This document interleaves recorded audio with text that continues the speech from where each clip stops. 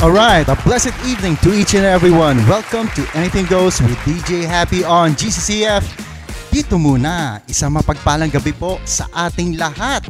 Sa oras na ito, alam ko po ay tayo po ay nakapag-dinner na. At sa mga iba po, dahil sa mga busy schedules natin, kahit po Sabado po, alam ko may mga work din tayo. Yung iba may mga nag-aaral din, di ba? Ito ano na yan, mga trend ngayon sa panahon ngayon na ngayon lang humahabol sa kanilang mga hapunan. Well, just sit back and relax and enjoy for another episode po dito po sa Anything Goes with DJ Happy on GCCF. Kaya dito po muna tayo. Alright, maraming salamat po sa Central United Methodist Church sa programang ito. Kaya po posibleng-posible ang Anything Goes na program ng GCCF. Maraming salamat po, especially po sa multimedia po natin. And yung crew ng ating programang ito, unang-una po si Mr. EJ Mahipus and Mr. Jen Mendillo ang aming executive producers, si Mr. Ryan De La Serna ang aming director. Of course, si Mr. James Rapiz. Si Mr. Sean Abela ang ating multimedia chairperson. Miss Mara Panganiban ang ating New Ministries Chair, and last but not the least, syempre naman ang ating administrative pastor po ng Central United Methodist Church. Walang iba po kundi si Reverend Rani Jacinto. Maraming salamat po sa inyo. Good evening po to each and everyone. Also sa aming mga partners. First up, we got Wingspired Unlimited Chicken Wings and Chicken Pops. Be inspired, be Wingspired. Luminosa Stem Cell Powder Drink, and last but not the least, RCA Build Pro, redefining collaborative architecture. Maraming salamat po sa aming mga partners. Ayan. So dadako na po tayo sa ating special guest for this evening. Wow. Unang-una po, napaka-charming po ng ating special guest. Napaka-active po niya sa Central United Methodist Church. And well-versed po siya sa technology, especially po sa multimedia. Ayan. So magandang kwentuhan po ito ngayong gabi. Kaya sit back lang po tayo, relax, and enjoy this program. So, ito pong ating special guest is also the current president po ng English Chancel Choir ng CUMC or Central United Methodist Church. Wow! So, pag sinabing nasa choir, so talagang mahusay umawit. Ayan. Alright, so wag na po natin patagalin. Give it up for Miss Leia Karunungan. Woohoo! Ay, magandang gabi, DJ Happy. Magandang gabi po sa lahat ng nanonood. At magandang umaga, magandang hapon sa lahat po ng nanonood from around the world. Yes, maraming salamat, Miss Leia, no? Napaka-busy mo. Alam ko, very active ka. Ang dami mga ministries, especially sa multimedia. Pero, nandito ka ngayon. At nga pala, no, masingit ko lang, si Miss Leia sa oras ito ay galing siya sa isa ring activity. Yes, Oo, yes. Very hectic ang schedule ng ating special guest. So, Miss Leia, sige, tell us more about yourself. Ano ba yung mga ginagawa mo? Ginawa mo kanina. Yung muna, sige. Okay, unang-una ginawa ko kaninang umaga. Sumali po tayo sa tree planting ng Central UMC. Yeah. Part po ito ng ating 125th anniversary celebration. Yeah. So, dahil po sa ating pagpapatayo ng multipurpose building, meron po tayong mga punong sadly kailangang putulin. And parte po ng pagiging stewards of the environment is kailangan po natin itong palitan ng a total of 300 seedlings na yun po ang tinanim ng mga kasamahan po natin kaninang umaga. And of course, no, more than enough yun. Di ba? Pag sinabing 300 seedlings, parang ano pa yun eh. Marami yun, no? Madami. Oo. Pero yun nga, hindi mapapantayan yung, of course, we have to sacrifice minsan, di ba? Yes. Yun nga. Pero nasa proseso naman yun. Nasa tamang way. Kaya minsan dumadating talaga tayo sa time na nagbabawas tayo ng natural resources, especially puno. Siyempre, sa ikabubuti din naman ng lahat-lahat. Pero yun nga, pag meron na wala, may kapalit na mas mabuti pa at mas mabe-benefit pa ng karamihan, di ba? Yes. Yan. So, yun na nga, no? Galing si Miss Leia sa tree planting activity. Now, Miss Leia, yun nga, sabi ko kanina, tell us more about yourself. Sino ba si Miss Leia Karunungan? Leia na lang po. Ayan. Leia, tawagin niyo po akong Leia. Ako po ay Ako po ay isang Methodista since birth. Wow. Ang aking mga magulang po ay dito kinasal sa Central UMC. And kami pong magkapatid ay dito rin po bininyagan.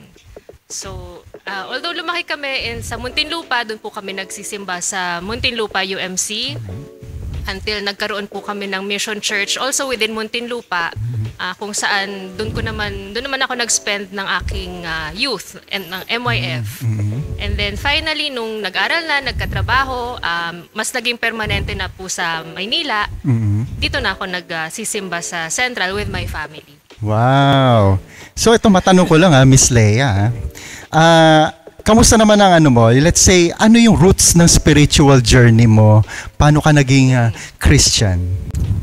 Dahil nga sabi ko kanina na I was brought up in this church. Yeah.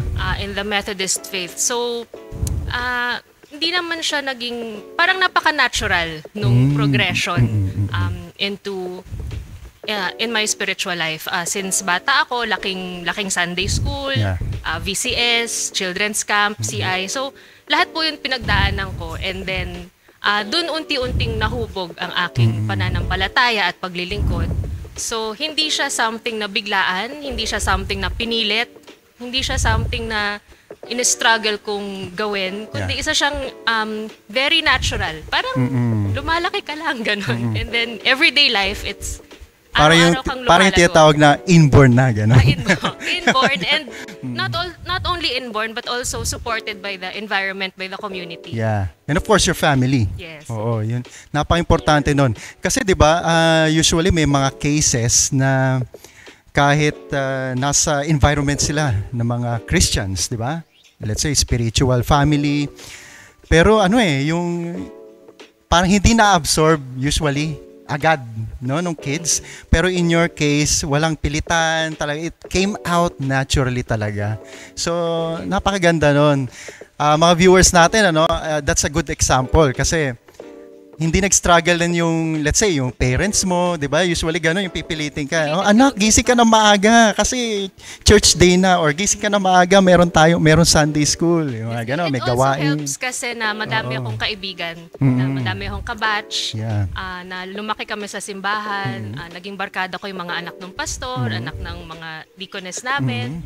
So may community, hindi lang siya yung mga kaedad mo, kasama mo silang lumalago. So you look forward to seeing them, growing with them. Hanggang ngayon, we're still in touch, and they're active in their mga local churches kung nasan sila ngayon. Alright. When everything's all said and done, nagkaroon ba ng struggle sa'yo, Let's say, dumating ka ba sa point na parang, di ba, normal naman yun yung darating sa point, minsan nanghihina ka, humihina yung di ba, yung init, nawawala. Maraming factors yan pwedeng work, di ba? O kaya yung panahon na nag-aaral ka, busy ka. So dumating ka ba sa point na gano'n? Yun nga, nung nag-aaral ako until college, I was still based in Muntinlupa. Nakakapagsimba ako every week. And then yun na nga, nagsimula na magtrabaho, and then nagsistay na rin ako sa Manila. Parang it was a struggle na to go back every Sunday morning. Kasi medyo malayo yung binabiyahe ko. And then traffic, tapos babalik ka na naman, traffic na naman, kinabukasan may trabaho. So, syempre gusto ko maglingkod sa kung saan ako nagsimula, kung nasan yung community ko. And then sabi ko parang ang hirap na, especially yun nga, nagkaanak na ako, and then mahirap ng travel na may baby. So, yun, mas nung nagstay na kami dito, yun, doon ako talagang nagtuloy-tuloy sa pagsisimba dito sa Central. And makat muna natin, you can greet your family, sige. Hello sa family ko, Joseph and Rafa, nakasama ko kanina sa tree planting. I'm very happy na experience natin yon as a family, na mag-tree planting tayo kanina umaga together with our church community. Hello, and sa mga magulang ko din pala na nasa California, sa nagsisimba po sila sa Evergreen UMC, yan, sa San Jose, California. magandang gabi po sa inyong lahat. God bless us all. At maraming salamat po sa inyong panonood at pakikinig dito po sa programang ito. We're here now with Miss Leia. So again, Miss Leia, thank you so much no sa pag-share mo kanina, yung nag-shed light ka, yung pagiging yung pagiging Christian mo since you were young, then yung pinagdaanan mo. Pero mostly talaga smooth talaga yung flow no nung nung journey mo as a Christian. Thankfully. Oo, napakaganda no. Pwede ko sabihin no, you are really blessed sa part na 'yon, no? Kasi usually 'di ba, ang dami nating kilala na may mga kwento na kahit nandoon na sila, may time na nagra-rock bottom, 'di ba? Tapos aangat ulit, tapos darating na naman yung time gano'n naman. Parang nagkakaroon sila ng curve na yung journey nila as Christians nagiging rough. Nagkakaroon ng rocky road, di ba? May mga ganun. Pero in your case, very smooth flowing. Kaya yun yung tamang ito mapapasabi mo na sana all. Parang gano'n, di ba? No? Pero that is very inspiring yan, Miss Leia. Maganda yan kasi ng mga viewers natin na posible yun, di ba? Na hindi naman porque Christian ka. Kasi 'di ba, pag Christian tayo, hindi tayo exempted sa sa lahat din ng pagsubok. Although lahat naman tayo, pero the more na naging Christian ka, doon mo talaga marirealize, doon mo mapapansin talaga yung mga challenges ng buhay. That's true. That's true, 'di ba? Parang napansin mo mas dumadami yung mga pagsubok sa buhay mo. Kasi I think in my own opinion, it's God's design, di ba? Para makita din natin mapatunayan natin yung faith natin sa Panginoon. Do you agree on that, Miss Leia? Yes, kasi pag Christian ka, nakikita mo lahat ng bagay in the lens of your Christian values. Yeah. No? So, na-challenge lahat ng values mo sa mga bagay na nakikita mo, yung mga bagay that's presented to you, things that you have to react to. Parang nafi-filter, parang nare-refine palagi. Filter, yeah. Alright, very well said, Miss Leia. Now, dadako ngayon tayo sa topic na very interesting to, lalo na sa panahon ngayon. Yung technology, especially yung multimedia sa isang simbahan. As we all know, bago naman nagkaroon talaga yung technology natin, constantly improving yan, evolving, ika nga. Everyday yan, nagbabago for the better. Usually for the better ang technology natin. And as we all know, yung mga panahon noon, wala pa talagang technology, especially yung mga live streaming, di ba yung mga ganyan? Wala pang ganyan PowerPoint, wala pa mga ganyan noon. Right now, very powerful, very potent ang as a weapon, ang multimedia sa isang simbahan. Nasabi kong weapon in a good way. Bakit weapon? Kasi isa siya sa mga yung napakahalagang bagay na panlaban natin as Christians na mai-spread, di ba? Maibahagi natin ang salita ng Panginoon, di ba? To evangelize others, especially yung mga non-Christians, di ba? Yung mga ganon. Kaya nagkaroon tayo ng improvements sa technology, especially sa multimedia. Now, Miss Leia, as a part and a member of the multimedia team dito sa Central United Methodist Church, ano yung mga point of view mo, ano yung mga gusto mong i-share para sa ating mga viewers? Sa multimedia po, nagsimula kasi yung multimedia sa live streaming ng ating mga services, no? So, before, ang ating audience is purely our members, yung mga hindi nakakapunta physically sa simbahan upang sumamba, ganyan.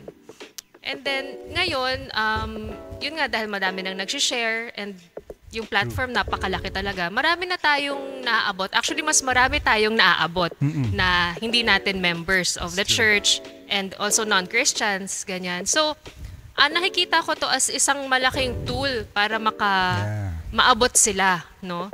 So, in terms of the multimedia, we can probably cater our communication to those people who are different from us, who see things, who are not versed in church jargon, 'di ba? Yung mga church activities. That's right. So we should be more open to the people who do not typically understand what's going on. And yun nga, being a part of the multimedia, diyan papasok yung do we have to be more aggressive in sharing, no, or in exploring yung ibabahagi natin ang salita ng Panginoon, or to evangelize the people? Do we have to be more aggressive ba talaga, or yung just let it flow lang? Anyway, nandiyan, halimbawa, tuwing Sundays lang ba? Tuwing meron lang bang evening prayer, morning devotion, di ba? Yun yung mga natin ngayon mga selected lang siya, selected days, di ba? Although yung mga daily devotion, of course, everyday naman yun, kaya nga daily, morning and evening. Pero konting oras lang siya 1 hour, di ba? Ganon. Sometimes minutes lang yung devotion Yeah. So, do you think na mas effective ba yung tulad yan, meron tayong multimedia, no? Then, yung social media natin, talagang worldwide yan. Hindi lang pang 1 hour yung pag-evangelize natin. Ito na lang, let's say, ang Central United Methodist Church. Everyday siya, posible kaya na sa everyday, a whole day from 8 to 5, yung mga ganun. Sa tingin mo, is it going to be effective that way? Sa tingin mo? I think everyday naman meron tayong pinopost na reels. May schedule yan Siyempre, kino-consider natin yung tinatawag na algorithm, no? Para maabot natin yung mga taong gusto nating maabot. So that's one of the considerations dun sa time and content ng kung ano man yung pinopost natin. And yung usually mga bite-sized lang na na information yung nilalabas o maliliit na promotions, ganyan, para yun nga, hindi rin matabunan, hindi nakakasawa, ganyan. So mas engaging sa mga audience natin. And ito rin, naisip ko another advantage din ng multimedia sa panahon ngayon, hindi na lang tayo yung parang yung nakakulong na lang tayo every Sunday, di ba? Yung halimbawa, Sunday, yung church day natin. Kahit whole day siya, 1 day lang siya usually. Sundays, or kung meron mga midweek services, di ba? Ganun lang. Yes. Pero dahil sa multimedia, kahit nasa bahay ka, yun nga yung power niya di ba? Yung sabi mo kanina, isa siyang tool, no? A very powerful tool. That's very true. Kasi, di ba, pag pinicture natin, kahit kumakain ka, pwede ka nakatutok di ba? Yung mga services, di ba? Kahit Sunday, very busy ka, kung ano man yung reason mo, hindi ka makapunta ng church. Syempre, wala na masisihan yun, di ba? May kanya-kanya tayong buhay, may mga time na ganon. But, you can still attend to the services. Depende kung ano yung service na ina-attenda mo or member ka. Di ba? Kahit busy ka, nakatuto ka doon. Napapakinggan mo yung sermon ng pastors, napapakinggan mo yung mga choirs, di ba? Yung liturgies, nakikita mo yung mga members. Ang maganda pa, nakikita mo yung mga churchmates mo, di ba? Yeah. Ang sarap ng feeling. Yun yung maganda sa multimedia sa panahon ngayon. Pero sadly, ito, ano ang point of view mo naman sa paggamit sa multimedia sa hindi naman sa tamang paraan? Sige. Unang-una yung spread of false information. Yeah. Diba? Kasi palaging, lagi tayong sanay na may cellphone so hindi na natin minsan na-filter kung ano yung tama, ano yung mali, hindi na tayo nag-check ng sources. So minsan kahit sino nag-post, hindi na natin binabasa kung sino nag-post. Yung pala, satire pala siya or hindi siya reliable source. Basta nakita natin yung headline, parang yun na lang yung paniniwalaan natin kahit di na natin basahin yung content tapos i-share agad natin nang hindi natin pinoproseso. That's true. So, mahalaga na magbasa, siyasatin yung mga nagpo-post na yan, kung sino bang source yan, ganun. So, yun, kailangan tayo mas masigasig sa pag-filter ng mga balitang ganyan. So, yan. So in your kung meron kang maisa-suggest or meron kang idea na ibang atake ba 'yon? Ibang approach, anything na creative method na magagamit mo na para sa multimedia na maibahagi mo palalo yung ministries, 'di ba, ng church.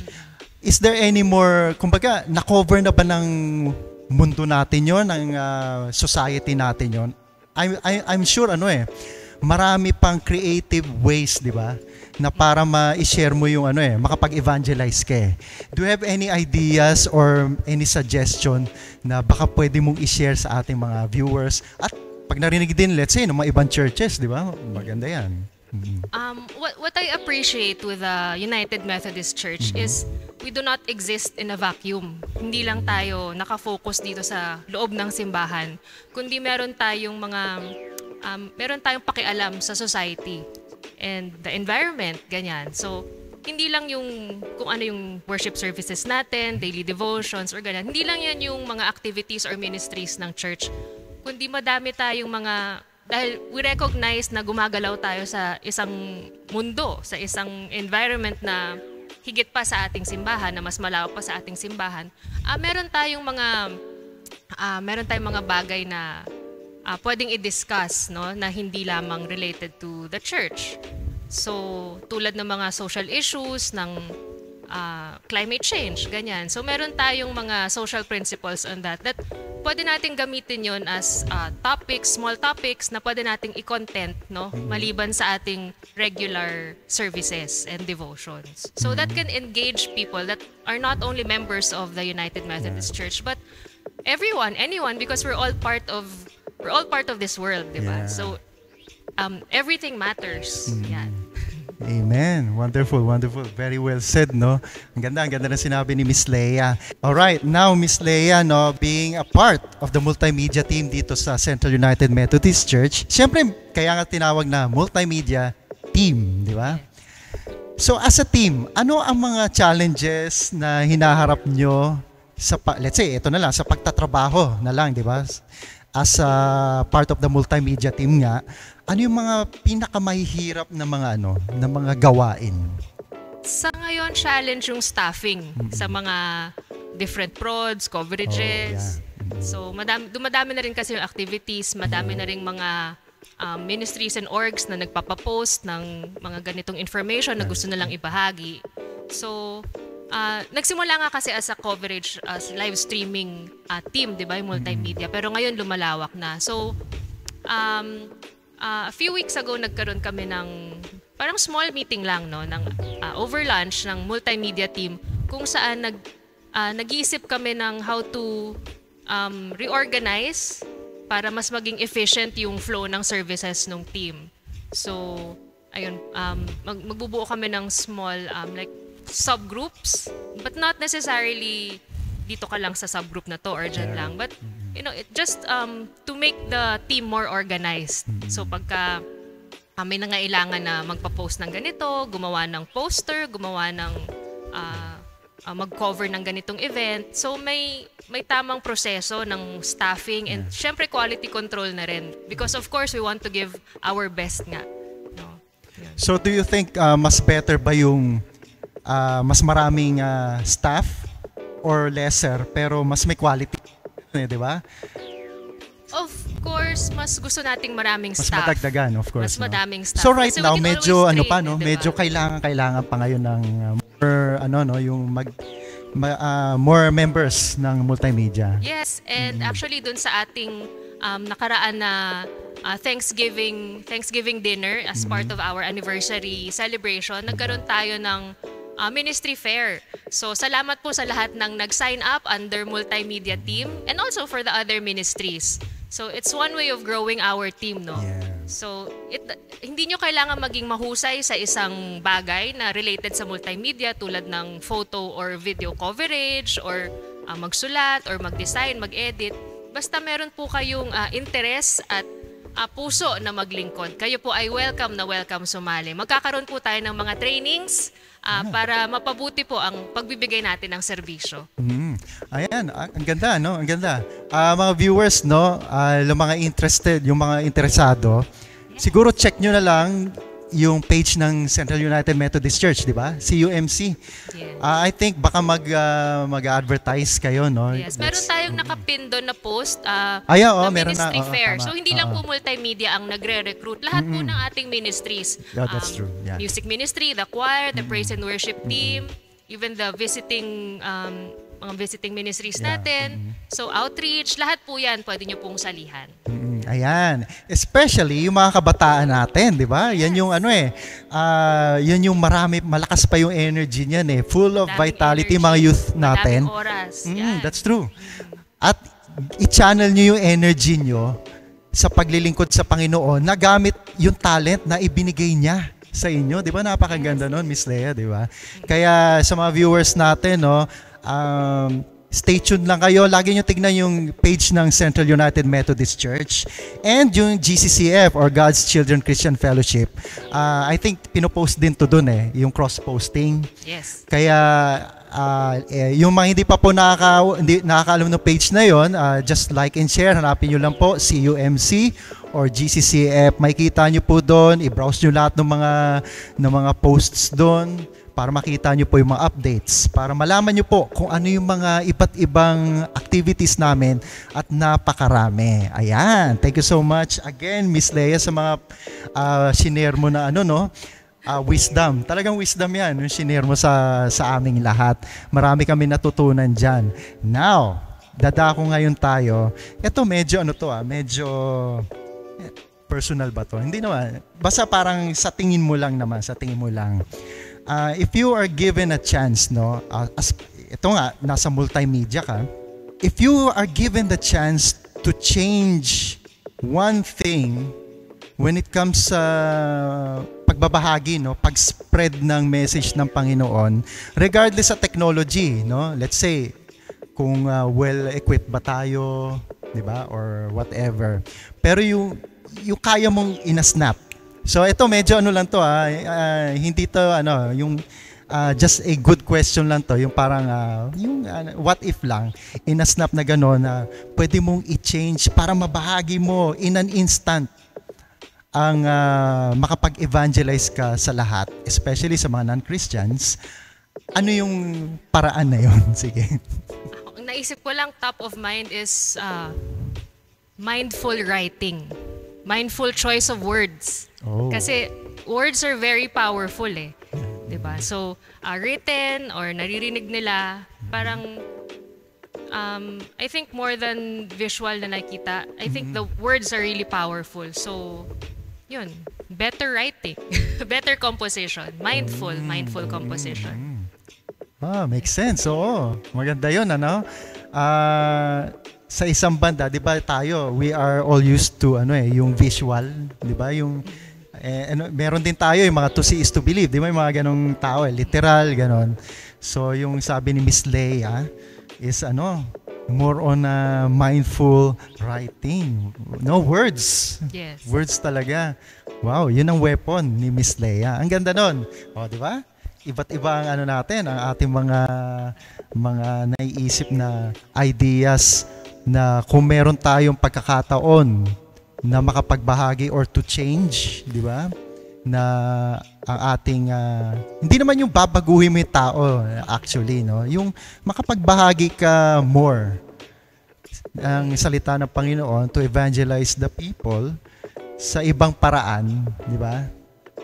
Isang magandang idea yon na binagi sa atin ni Miss Lea. Yun nga, by words. Oo nga naman, tama yun, di ba? Saka hindi lang kasi yung words mo na naiisip mo. Dapat isipin mo din kung paano ito maiintindihan, paano to makakarating, paano to tatanggapin ng mga intended na audience. So hindi lang siya ito naisip ko creative to naisip ko parang maganda tong word na to for me. Laging isipin natin sino ba yung gusto nating maabot. Yan. Wow. Napakaganda niyan. So now, dadako ngayon tayo medyo mag-shift tayo ng konti. Pupunta ngayon tayo sa pagiging current president mo ng English Chancel Choir. Di ba? Aba, English Chancel Choir. Wow, ano yan Yan yung para sa akin medyo ang ganda lagi ng tunog niyan. Di ba, no? Pero kidding aside, totoo yan, no? English Chancel Choir, napakatagal na niyan. And si Miss Lea ang current president dyan. So, for the longest time. For the longest time, except last year, I was vice president. Tapos, this year, president na ulit. Wow. O, di ba? Ngayon, ano ang challenges as being yung pinaka leader or spearhead ng isang organization ng choral group ng choir? Actually po, sa totoo lang, aksidente yung pagkapunta ko sa English choir, sa English Chancel Choir. Nung ako po ay nagma-masters dito, nag-apartment ako dito sa Malate. Dahil sa schedule, nahirapan akong, yun nga, bumalik-balik ng Muntinlupa. So, minsan, nagsisimba ako sa Central. Pero ang gusto kong schedule talaga, Vesper. Kasi pang nocturnal person ako eh. Hindi ako masyadong morning person. And then, yun, nagsisimba-simba sa Vesper. And one time, in-approach ko si Ate Francis na gusto kong mag-join ng choir. Kasi dun sa local church namin, choir member ako. And since palagi na ako nasa Central, gusto kong ituloy yung ministry. Ganyan. So, ayun, naging choir member ako ng Vesper. Yun yung una kong sinalihan. Siyempre, bata pa ako noon, dami ko pang energy, ganyan. And tapos, yun nga, dahil sa work, masters, family, ganyan, nag-iba yung priorities. And one of the reasons kung bakit ako napunta sa morning service is naghahanap ako ng Sunday school for dun sa anak ko na, sabi ko lumalaki na to, kailangan ko na siyang dalhin sa mga Sunday school, mga gantong klaseng services, gantong klaseng ministries. Pero hindi siya available sa hapon. So sabi ko, sige, magsisimba ako sa umaga kahit mahirap. Gusto ko talagang services Tagalog kasi yun yung gusto kong wika na sa pag-awit ng mga hymns, 'di ba, sa sermon, sa ganyan. Pero sobrang aga. Tapos, ang saktong oras sana yung sa Ilocano. Hindi naman ako marunong mag-Ilocano. Kahit Ilocano yung father ko, hindi kami naturuan, hindi kami nagsasalita sa bahay, ganyan. So sabi ko, sige, English na lang. Tapos, so first time akong nagsimba ng English service was Mother's Day. At ang kumakanta nun si Sir Joel Aquino, na na-meet ko briefly sa isang audition for a choir in my previous work, yung previous work ko. Tapos in-approach ko, sabi ko, Sir, ang ganda po nung kinanta nyo, ganyan. Tapos nagpakilala ako po yung na-meet nyo sa ganito, ganyan. Tapos, may in-invite na ako right then and there na to join the choir. Sabi niya, galing ka pala sa ganito, ganyan. Sumali ka na ng choir. Eh, syempre, ako naman, pagka tinawag, tumutugon. So, right there and then, that afternoon, nag-rehearse ako with the English Chancel Choir for the first time. As in, without any background wala akong kilala sa English service, ganyan. And then, syempre, bago, tapos bata. Napagkatuwaan ako ng mga... Nabully. Nabully ako ng mga seniors. Parang, kayo naman, bully. Huwag kayong bully. Sabi ko, ano ba yan? Kakaano ko pa lang. And since then, I think that was 2016, 2017. Ako hanggang ngayon, ako pa rin po. Pero ngayon, ikaw na president. Ikaw na mambully. Hindi, wala. Kidding aside. Wala sa personality. Pero kayanin ko, ganyan. Tama yun. Pero yun po, ang naging kwento ko kung paano ko nasama sa English Chancel Choir. And yun nga, challenges is, syempre, yung members mo, lahat mas senior sa'yo, mas matagal na sa choir. Yung iba, 70s pa, nasa Chancel Choir na sila. Iba-ibang personalities, iba-ibang gusto. Although lahat sila magaganda yung mga ideas, no? Actually, ang ganda ng dynamics namin. Madami silang sinasuggest sa worship, madami silang sinasuggest sa programs ng choir, ganyan. Pero syempre, you have to balance everything. You have to think of the budget, the schedule, and kung madaming bagay. So, yun, challenging siya, but it's a very positive experience. Kaya siguro after, 6-7 years na I was president of the choir, okay pa rin naman ako. Pero imagine ang tagal nun ha. Nag-election kami ha. Hindi to dictatorship yung appointment, ako pa rin. Next year ako pa rin. Ewan ko. Favorite yata nila. Soprano 2, right? Yes! Yan, sample. Sabi nga ng director natin, sample daw. Kailangan ko buong choir, ganyan. Pero yun nga, Imagine 6 or 7 years as a leader, no, president, and naging vice president then briefly, then naging president ulit. It's something talaga. So, yung sabi mo nga kanina, by accident na nasali ka lang, pero hindi accident yung kasi nakita ng choir members, yung mga kasama mo, nakita nila yung yung kakayahan mo. 'Di ba? Ganun lang 'yon. They believe in you. Wow, That's thank true. you. Yeah, that's true.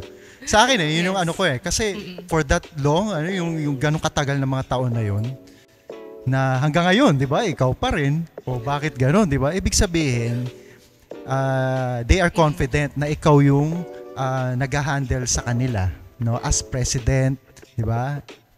Yun yung doon. And malaking yon, malaking inspiration yon sa pati sa ibang mga ibang mga choirs ng congregation natin dito sa Central. Pati na rin sa outside, no, sa ibang churches. Kasi karamihan din naman ng mga churches may mga kanya-kanya choirs din yan, di ba?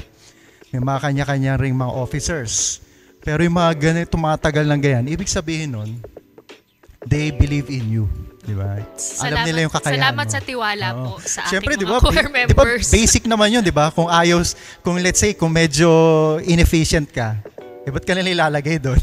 Di ba? Parang gano'n. Di ba? So, maraming salamat, no? Yung English Chancel Choir, no? Good people yan. Napakahuhusay ninyo. And patuloy yung nyo, yung pagmi-ministry nyo sa Panginoon, di ba? Yung choir, continuous talaga yan, no? God bless you all. Ikaw rin, Miss Leia Karunungan. God bless you, ma'am, sa araw na ito, sa gabing ito. Maraming salamat ulit, no, sa mga ibinahagi mo sa amin. No, very inspiring, no? Very inspiring, very classy rin, no? Classy. Ito hindi ko makalimutan, sabi mo kanina, yung gusto mong pagbabago kung magkakaroon ka ng kakayahan or power. By words lang, 'di ba? Yun parang antinding weapon noon, Simpleng-simple. Very different yun. Nakaka-inspire yung ganong part na yan. Now, Miss Leia, ano naman ang may papayo mo sa mga kabataan natin na, let's say, yung mga gusto sumali sa multimedia na lang muna, gusto nila sumali. Ngayon, sumali na sila, ano yung may papayo mo sa kanila na paano nila gagampanan yung mga gawain nila sa multimedia department? Sa lahat po ng mga gustong sumali ng multimedia, Yeah. hindi lang po talent o interest ang ating kailangan dito. Most important po is yung commitment, no? Kasi hindi po ito parang one-time thing lang, ganyan or a hobby, ganun. Mas malalim po yung ating pagkakaintindi sa multimedia. Kasi ito po ay isang ministry, no? Tayo po ay naglilingkod sa Panginoon, tayo naglilingkod sa ating komunidad. So, kailangan po natin dito ng commitment. Ito naman po ay kung ano lang yung sa ngayon, kunyari nag-aaral ka, no? Hindi naman natin pwedeng i-demand ang oras. Let's say full-time. Yeah, if you're working, studying full-time, syempre yun ang priority, no? Dahil gusto natin makatapos ng pag-aaral yan at paghusayin nila ang kanilang pag-aaral. So, we will find ways, no, to work around your schedule and to involve you and to give you more opportunities, no, for serving. So, yun lang yung commitment talaga. Which is nakikita ko naman po sa ating mga current members. Pero yun nga, kailangan talaga bilang you are one of the, syempre kayo yung mga ate, di ba? Tita. Ate. Tita, ate, si Direk, no, part ng si Sean, di ba? Siya yung multimedia chairperson. Talagang talaga nandun yung tutok, di ba? Tututukan nyo talaga yan, that's true. And no? I'm happy that our members, no, yung mga professionals in the industry are being more involved, no? Yan sila Dovi, sila Ces, sila Gemma, they're in the media and production and advertising industries, no? So ito yung mga tao na nagli-lead sa ating mga youth and young people. Yan, pwede kayong lumapit sa amin, sa kanila na yun for training, for guidance, ganon. So I'm very happy na madami na i-involve dito sa ating multimedia ministry. Yan. Amen. So, Maraming salamat ulit, Miss Leia. Now, the floor is yours. Ha? Kung ulit gustong i-shout out, mga workmates mo, kaibigan mo, mga BFFs mo, gusto ko mong i-promote, the floor is yours. Magandang gabi po sa inyong lahat. Salamat sa inyong panunood at pakikinig sa Anything Goes with DJ Happy. So, ano po bang ating mga activities, no? Unahin ko na po muna, hindi natin nabanggit. Di natin napag-usapan DJ Happy. Meron po tayong Sunday School for Vesper Kids. Okay. Ayan. So, yan ay bagong-bago po nating programa. So, para po sa ating mga magulang na nagsisimba po tuwing Vesper sa hapon, pwede na pong dalhin ang inyong mga anak sa dito po sa ating faith room. Yan, dyan po tayo nagsa-Sunday School sa mga bata. Ayun. Ano pa ba? Ang mga choirs po, ano pa ba? Ayun, mag-join po kayo ng choir kasi kailangan po natin yan. Kung anong service man kayo, komportabling umattend. So sa umaga, meron po tayong Tagalog, Ilocano, and English. Sa hapon naman po ay ang Vesper. Ayan. So, and hello po pala, no, sa mga sa mga kamag-anak ko. Surprise! I am here. Hindi nyo in-expect, no? Look, ma. I'm on TV. August po is our stewardship month kung saan po tayo magkakaroon ng Music Sunday, no, to celebrate our gifts sa music. So ibabalik po natin to sa Panginoon as good stewards po. Yeah. So abangan nyo po ang ihahanda ng mga choir ng Tagalog, Ilocano, English, and Vesper. And also the praise and worship, of course. And lamp-lighters if you have a special event for Music Sunday during Stewardship Month. Yan po. Abangan nyo po yan sa August. Alright. Thank you so much, Miss Leia. Wow. What do we have here? Sa oras na ito, we are presenting, no? Anything Goes with DJ Happy on GCCF. So, isang maliit na token lang po para sa ating special guest for this evening, si Miss Leia Karunungan. Wow, thank you. Salamat. Please accept po our little token. Yeah. Wow, live, same day edit. Congratulations. Okay, di ba? To the team. High tech. Yan, again, thank you so much, Miss Leia, no, sa iyong pagdalo dito, no. We really feel blessed and honored, no. We really appreciate, no, kasi napaka-busy mo. Oo. Lalo sa araw na ito. Oo, totoo 'yun. Inisip nga namin kanina, nako baka pagod na yung aming special guest, di ba? Para sa inyo po at para sa Panginoon, lagi tayong may energy. Yun, no, di ba? Amen, amen, amen, amen. Totoo po yan. Basta para sa Panginoon, kahit anong pagod mo, di ba? Kahit whole day ka na naglilingkod na para sa Panginoon, feeling mo, hindi ka napapagod. You always feel energized. Tama. Or makaramdam ka man ng konting hingal, nare-re-energize ka ulit. Totoo, no? That's true. That's very true. Kaya again, thank you so much, Miss Leia Karunungan, ang aming special guest for this evening dito po sa Anything Goes with DJ Happy on GCCF. Sa oras ito, dito po muna tayo. So, again, pasamantala po ulit tayo maghihiwalay, no, mga viewers natin.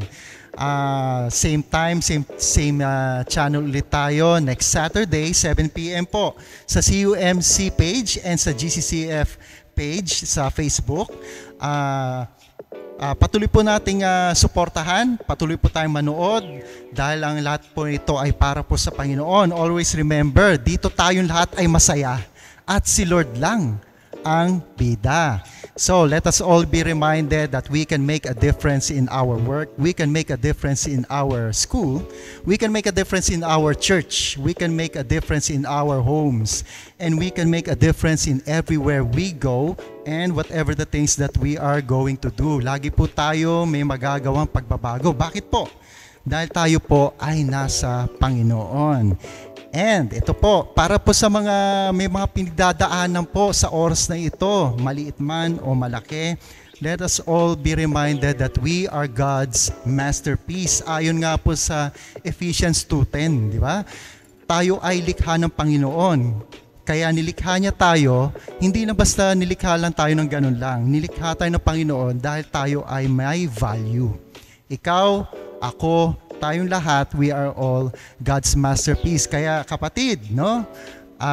Cheer up, relax ka lang, lagi mong isipin, the Lord is always with you, and the Lord is always there for you and for us all. Kaya again, maraming salamat po ulit sa ating mga viewers, sa aming special guest for this evening, Miss Leia Karunungan. Ito na po, time to sign out. This is DJ Happy saying, pagpapala pa more and keep the faith everyone. God bless us all.